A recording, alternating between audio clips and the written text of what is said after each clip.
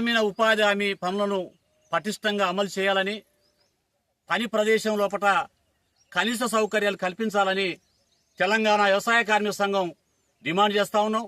ఈరోజు మహబూబాబాద్ జిల్లా సీరోల్ మండలం కొత్తూరులో జరుగుతున్న ఉపాధి పనులను ఈరోజు మేము జిల్లా బృందం వ్యవసాయ కార్మిక సంఘం పరిశీలన చేస్తా ఉన్నాం. ఈరోజు కనీస సౌకర్యాలు కల్పించడం లోపల ప్రభుత్వం విఫలమవుతా ఉంది. ఎందుకంటే ఈరోజు టెంట్లు కావాలి, గడ్డపారు ఇవ్వాలి, అదే రకంగా మంచినీళ్లు పెట్టాలి. గ్రామ పంచాయతీ సీతక్క అని చెప్పింది మంత్రి. ఏమని చెప్పిందంటే మీకు మంచినీళ్లు మా గ్రామ పంచాయతీ ద్వారానే చల్లటి మంచినీళ్ళు పంపిస్తానని చెప్పింది. కానీ ఇవాళ సీతక్క చెప్పిన మాటలు కూడా అమలు కావట్లేదు. అందువల్ల తక్షణమే మంచినీళ్లు, ఎండలు తీవ్రంగా బాగా ఉన్నాయి.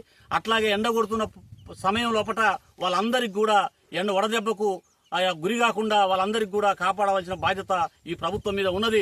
అట్లాగే వారం వారం డబ్బులు చెల్లించాలి. అదే రకంగా ఈ యొక్క కార్మికులందరికీ కూడా 12,000 రూపాయలు ఇస్తామని చెప్పేసి రేవంత్ రెడ్డి ప్రభుత్వం హామీ ఇచ్చింది. దాన్ని అమలు చేయాలా. 12,000 రూపాయలు వాళ్ళ అకౌంట్ లో వేయవలసిన అవసరం ఉంది. అట్లాగే కొత్తగా పెళ్లైన వారికి ఆ రకంగా వాళ్ళందరికీ కూడా జాబ్ కార్డులు ఇవ్వాలని చెప్పేసి డిమాండ్ చేస్తా ఉన్నాం. అదే రకంగా మేట్ల వ్యవస్థ తీసుకురావాలి. గతంలో మేటును పెట్టి ఆ మేటుకు రాసినందుకు వాళ్ళని మెయింటైన్ చేసినందుకు 3 రూపాయలు ఇచ్చేది. ఇప్పుడు ఆ మేట్లను కూడా తీసేశారు. మేట్ల వ్యవస్థను కూడా తీసుకురావాలని చెప్పేసి ఈ ప్రభుత్వానికి విజ్ఞప్తి చేస్తా ఉన్నాం.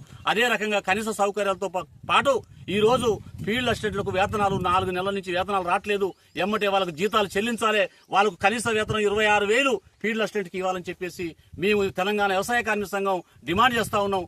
ఆ రకంగా ఈ పేదల కోసం రేపు జరిగే పోరాటం లోపల కూడా మరి ఈ రకంగా కనీస సౌకర్యాలు కనుక అమలు చేయకపోతే రేపు పీడీ ఆఫీసుని, మహబూబాబాద్ జిల్లా కేంద్రంలో పీడీ ఆఫీసును ముట్టడిస్తాం.